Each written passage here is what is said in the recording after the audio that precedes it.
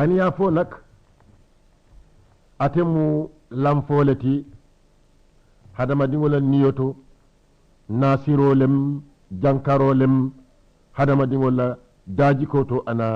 suufol men abe momo bala asi ala dani asa makoy ay jar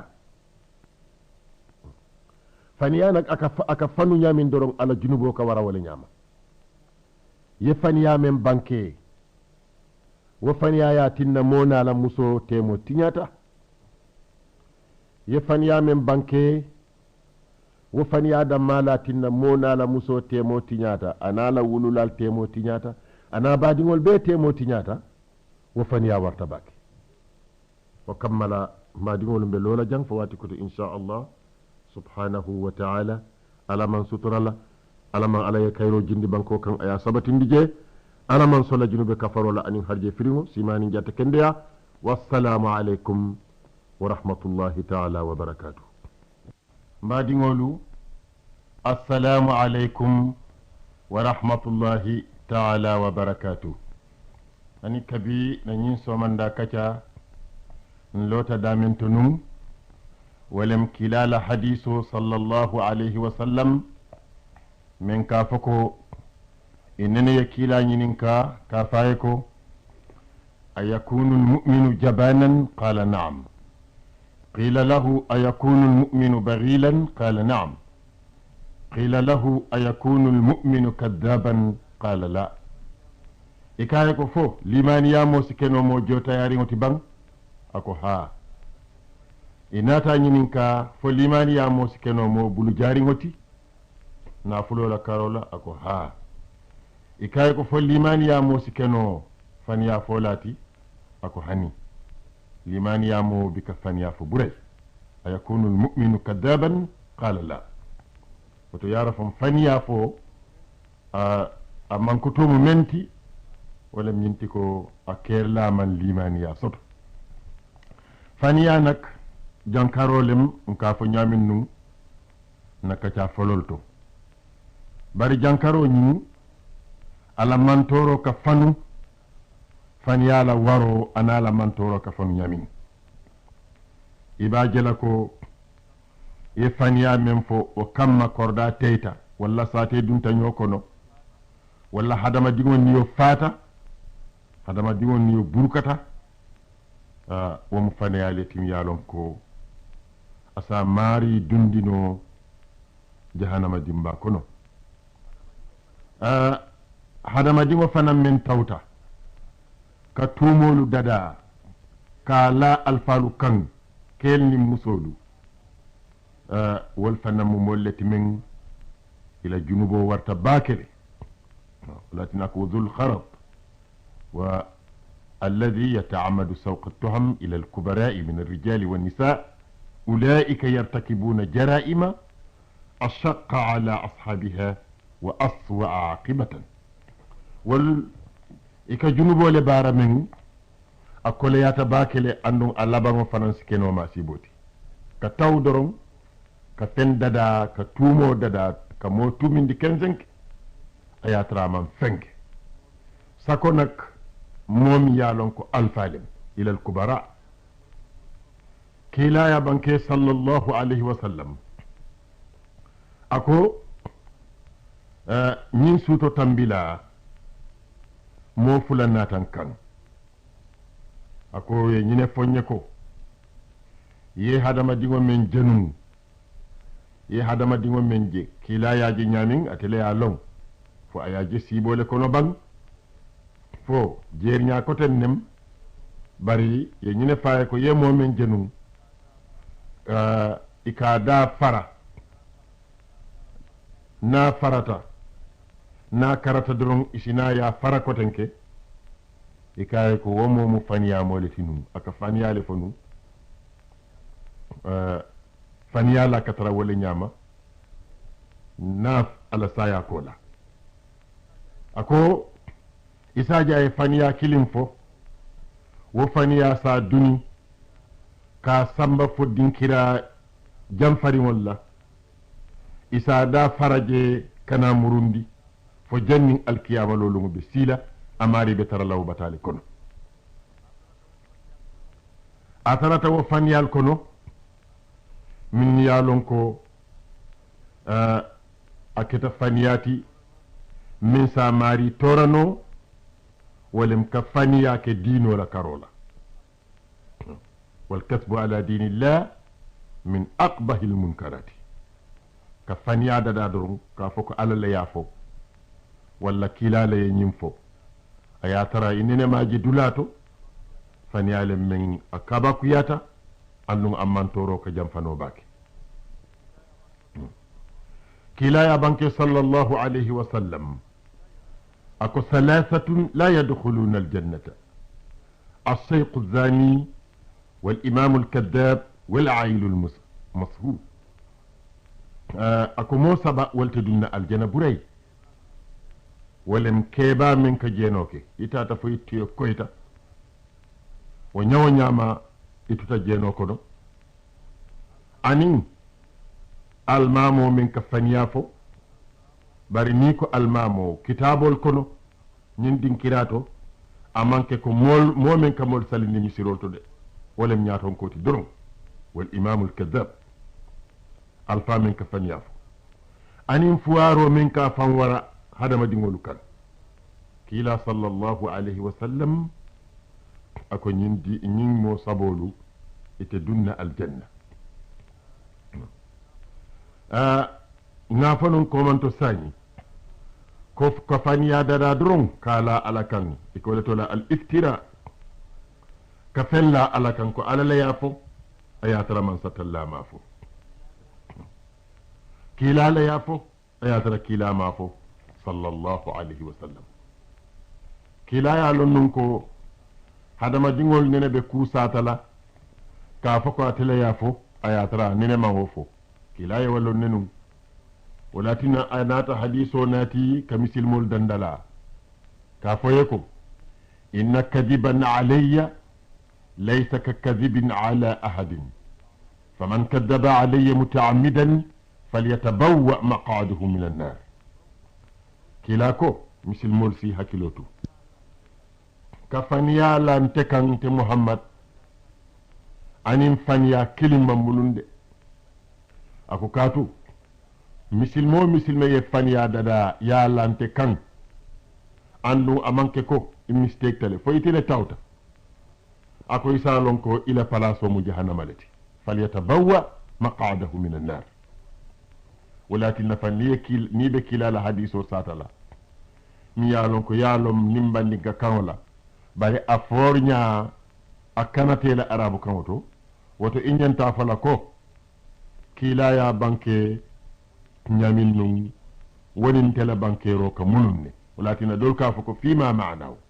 ya hadiso la mahna samanan doron bari kana fako kila ya foten nu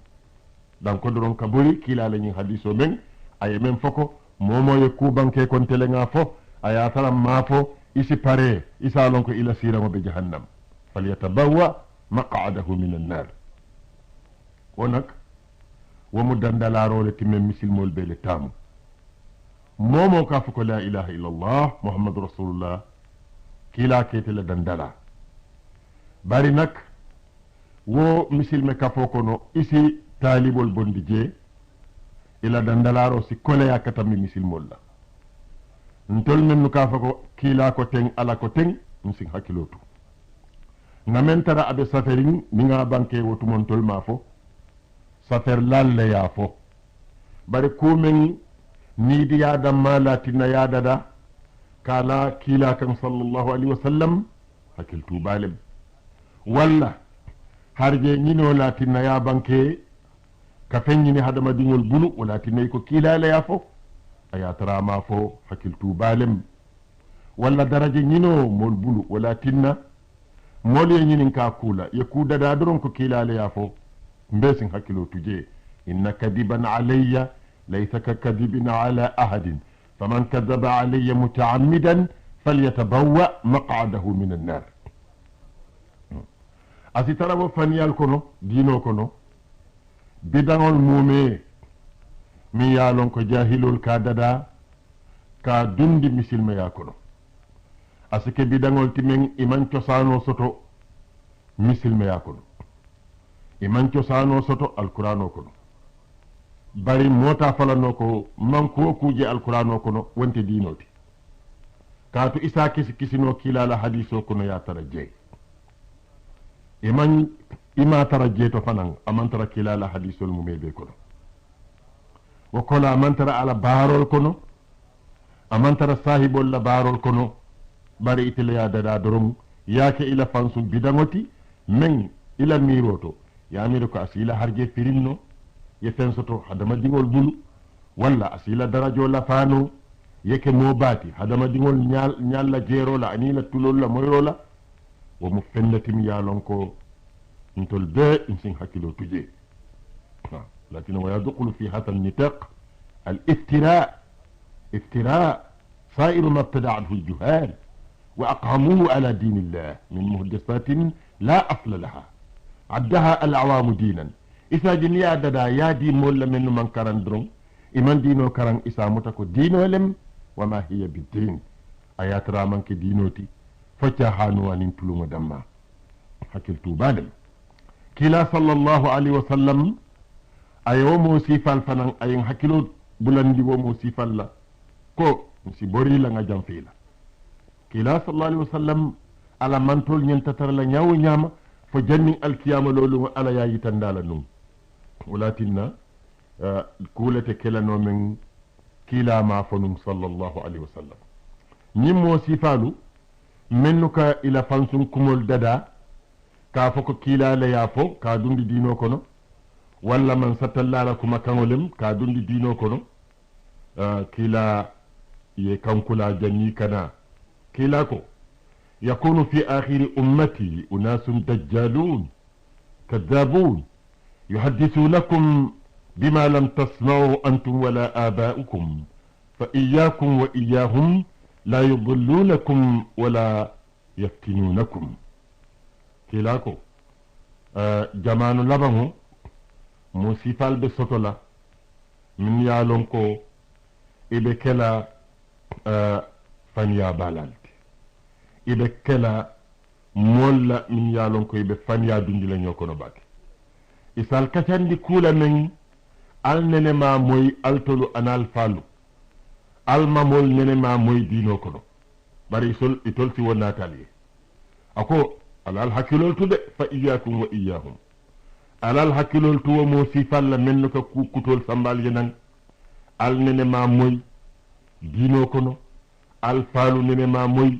dino kono al mamolu nene ma moy dino kono lam bima lam tasma'u antum wala aba'ukum kila kon sin hakkilo tuwo mo sifalla ako dukare altol misilmolu wo molu kanal filindi e kanal bindi fanam fitino kono al tema onak alala ye kullollon alala ya lon kilaka jamano men fodum barin tolla jonya miro mosa mirano ko jamano datitale wo jamano kuma satale kat sani misilmo sikuma moy mi yalon ko akake kaba ko wolti kadama dingo si wuli doron ka tara dibo kono wo nyawo nyama asamira ko lampole babulu ka hadama dingol kumandi katare nyaato diyakuya tumo min na fango be dibo ko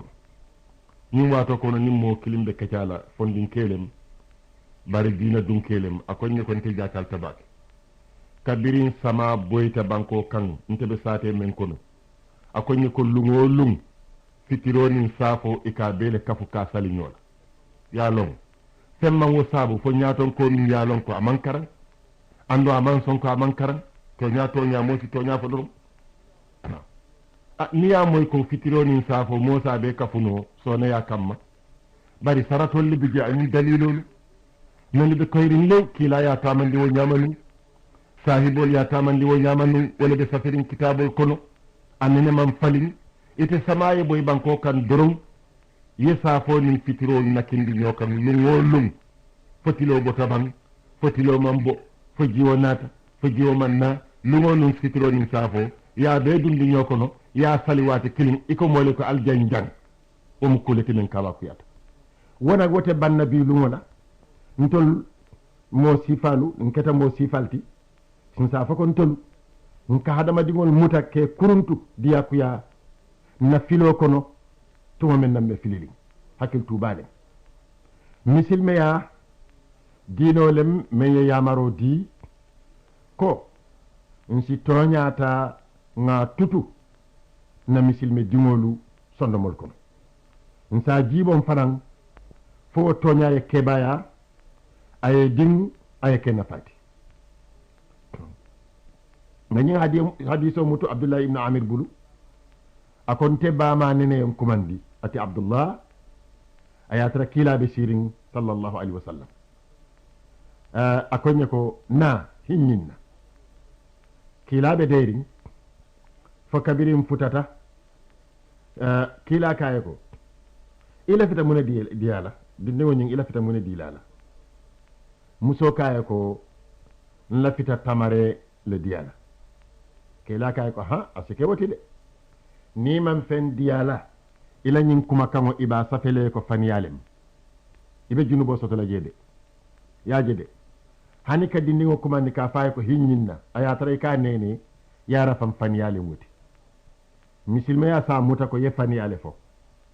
katu kilale ya banke sallallahu alaihi wasallam ako abdullahi ba maye ko ni man fendi abdullahi la nun fo yara fan ika nenele iba safele ko ye faniyale fo to yara fa hani dindigo ni ba nene la kana nene nin kula mi yalon ko faniyale katu ni ka nene wo nyama tumando bato asi keba ya wakono soma asamira ko faniyama ke tanodi mbadi ngol wato banta nsi lojang fo wati ko ten alaman alayen dema alama man sattalla yen sutura alama man sattalla ye gambia banko so kayro la anin barako anin misilma bankol mum e bela wassalamu alaikum wa rahmatullahi ta'ala wa barakatuh mbadi ngolu assalamu alaikum wa rahmatullahi ta'ala wa barakatuh hani kabi mbe bunda men kono num mbe wala kono walem nyintiko misilmo si fereke ay ke toña folati misilmo si fereke aka toña bara mbe wo bundale kono nun lota damento nun walem hadiso men abdullahi ya fila ako abama nene ya kumandi ka faye ko hinninna aya tara kilaɓe sirin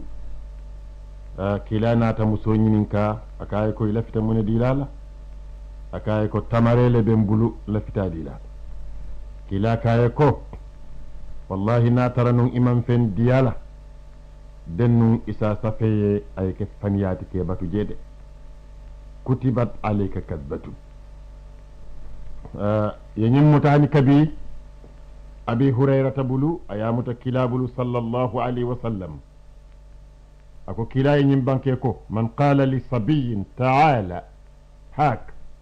summa lam yu'tihi fa hiya kadbatun momo ko dindiŋoye ko nañin kamma dindiŋo naata futa imam fen diyala parce que koy ka nenele num ako iba safele ko yeffaniyale fo ñin dinkira misilmo si korosiro ki je bake ko kilaye nuto siyake yam foti je wulu lalla bal nin faalu ko isi diŋol kulu toña kan a baaro doyata ñawo ñama toñale ñanta funtila je a keta saranoti ñawo ñama toñale ñanta tarala duuma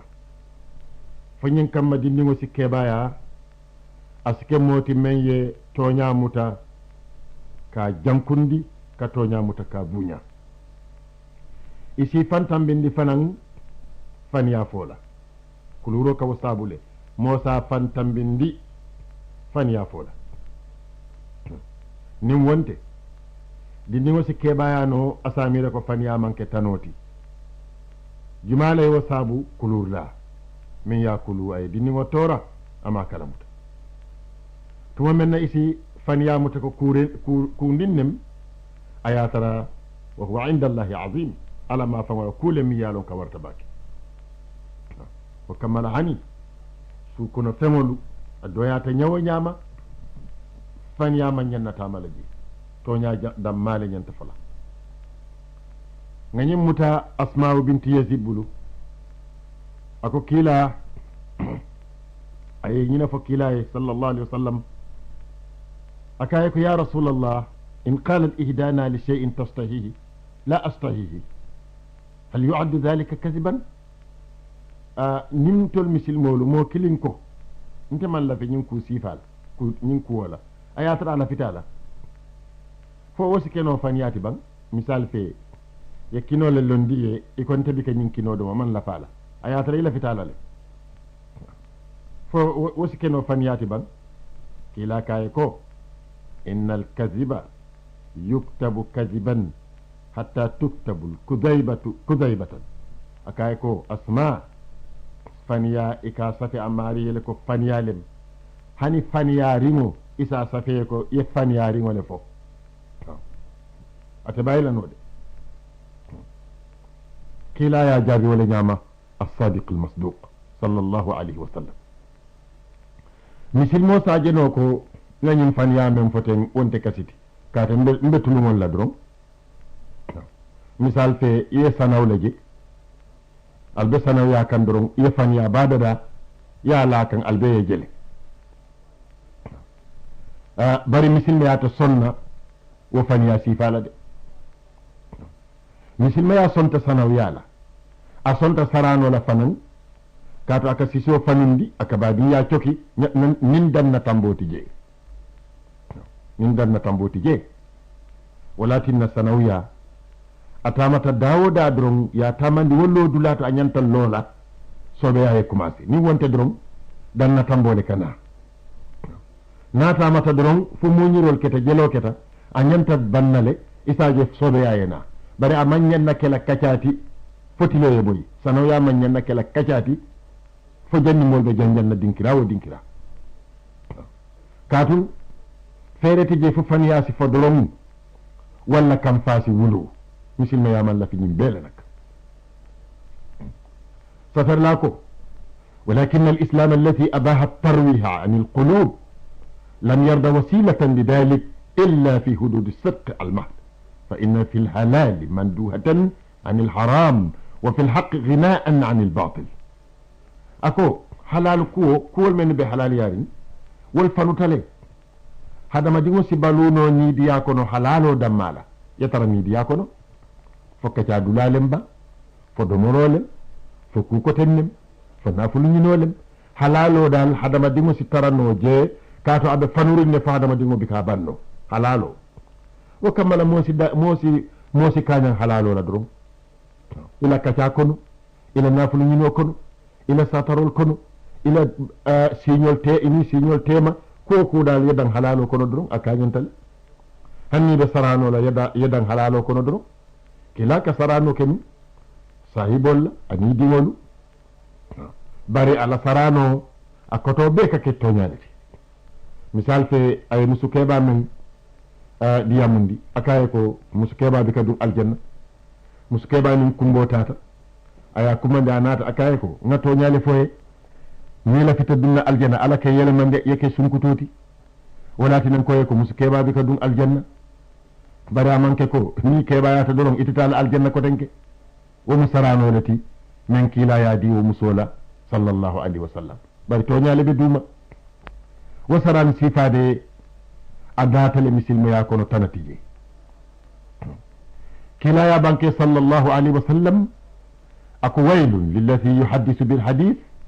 liyudhaka minhu alqawma fayakzib waylun lahu ako masibo ani yankankato a tarata moye men kamol kacandi ke jelendi ayatara ala wo kacad mume mu faniyaleti anata lafa ko tenke ako masibo ani jahannama dum wa tarata wo moye anata fa ko tenke ako waylun lahu fenne mi yalon ko a jarta hakkiltu wala kilane ya banke ko tenke ako أنا زعيم ببيت في وسط الجنة لمن ترك الكذب وإن كان مازعا أكنت محمد غني لاكو نجيكتاكو أرجنا بقول من بتيمة مول تامو من بك فانيافو هنا تري بسرانو كنو ako wolle ɓe tara laji arjana ɗum a temale forta ɗinkiral beela fo janniɓe futala dendegol la fo janniɓe futala dendegol la ŋaaji kitabu kilin kono ako l'araf mu dinkiralati men molum min yaalon ko ila barome sammano aljanna andu i kanata jahanama dugula jeele mu ila dinkirati al araf iɓe tarala jeeto jee nak ko duniya baloɓe ñamin lem ika ɗo kuule yaadumo jankaro si taranoje ni kuyalɓe jeeɗal konka duniya balu wodoro bari l'araf nene ɓe buru kalale alalla nemo kan iɓeye sawun aljanna bari ila sawun folo ika dan aljana dendegol la aljana gadinolu jeele bakela ila sabati dulala bari si tara ka ala dani fo janni ala ɓe sawndila arjana dunkel ɓe damento walatina duwa ɓe teyata hani arjana kono duwa si taranoje ka ala dani misilmo si tara ala danola doron ala lafita walla ala nin hadamadiŋo man kilin ala nin jogo man ka kilindi jogo ni ka dani ala soto siyata ñawo ñama anene ɓe jele a yemin bari ni ka dani ila daniro ka siya ñamin ika sutiyaman sa tallala wala ñama fo ayake farloti fan ud'uni astajib lakum inna alladhina yastakbiruna an ibadati sayadkhuluna jahannama dakhirin duwa be teyata kilaya banke sallallahu alaihi wasallam ako la yu'minu al-abdu al-imana kullahu hatta yatruka al-kadhiba fi al-mizahi wal-mira'i wa in kana sadiqan ako ala la jongota kelano limani ya moti ka limani ya mume be soto akamallingo ako foy si faniya bula de hanni be sarano kono hanni be nyoso sole kono ye faniya bula hanna natara yaje ko itile be tonya kan wo nyoso sor dula du kare molla balango kane dum faniya fola ako ni be wo nyama de ila limaniya kamaltale modol bi je nak wol kila mirol le tambindi dorong yebulano kan e hakkilo e ko kuma isa banque molye danko mol si kontan kaca dulalto aman jarala nak mol la kontano man jara fanya fola man jarala hadama dingol lam futa bakile modol bije wol ila hadama dingol tenturolu ikadanna tambo ki jeleto ka fanya balu dada min kam makari si kontani madrajatun ila al-kadhib misil mo nyanta hakilo tula nabe misil me kote ngolak daji ka kendo bankela asa hakilo tu akana kufo men amalong mola jayro man jari ye kufo men imalong misal fe ka fako karide ntenga lonko kabirin kombo gunjur fokoyna a ñomoti jan londola way yekku fo imam men long tonya yekku fo men imam men long yekkule fo men ala dammale ka long karla na fulo siyata mol bela yekku fo imam long kullole men ala le yalong ni be mo jeyla du kare isi dan dorong jongala miro la dan dula anala londo fala yazkur illa ma ya'lam min khairin ikana almubalagha walem ka kuwo warandi nyame ya danna tamboke tonya abeteyata ne moji aka tentur ko ke isa tentuno isa jayno fanan bari yake hakil tula bati e kamen jay aketa mo bati nyawo nyama isika hakil tulati de kato hani kila ya banke hadiso kono sallallahu alaihi wasallam men ko la tentunun ka jay anyala aka foye ko la tatruni kama atarrat an-nasara ibn maryam fa innama ana abdun faqulu abdullahi wa rasuluhu kila ka funu misilmol ala jamano ko ka foye ko dukare alkanan jay aliyenna kol warandi fal yadanna tamboke dukare alkana woke altul misilmolu aliyedanna tamboke ko Isa ibn Maryam nasaral ye danna tambo ke nyamin Maryama dingo la karala ka samba dulato min jemanke jomala dinkirati alkananti Muhammad samba jede nte mu jongolati ala fako ala la jongo ana la kila al yadanjeto fa innama ana abdun faqulu abdullah wa rasuluhu waaw nin kila ye wo fo woto ibe fa jayla nyaadile ka tambindi kilala ibe karamo jayla nyaadile ka tambindi kilala nyimbe mu fenneti men asike no ko kuma kotolem ayatara kuma kotolem nak badi wolu kuma kotolem femma tinna ngafo